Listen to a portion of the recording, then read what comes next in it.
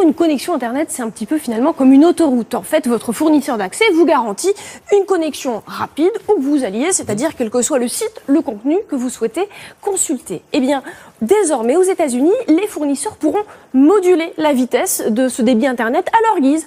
En clair, tout le monde n'aura pas la même voie. Eh bien, par exemple, si votre opérateur a un partenariat économique avec le site Facebook, eh bien, vous aurez pour y accéder la voie rapide. Mais si vous voulez consulter son concurrent Twitter, eh bien là, vous aurez le débit réduit à moins de payer un supplément. Alors justement, quels sont les risques que pourrait entraîner cette décision ? Le premier risque, on le voit, c'est un Internet à deux vitesses. Seuls les particuliers ou les entreprises les plus riches pourraient se payer une connexion de qualité. L'autre risque, eh bien, c'est que les fournisseurs bloquent certains services leur faisant concurrence. Par exemple, la vidéo à la demande, la téléphonie par Internet ou alors les moteurs de recherche. Alors c'était une décision pour le moment américaine. Est-ce qu'elle pourrait nous concerner, nous, Européens ?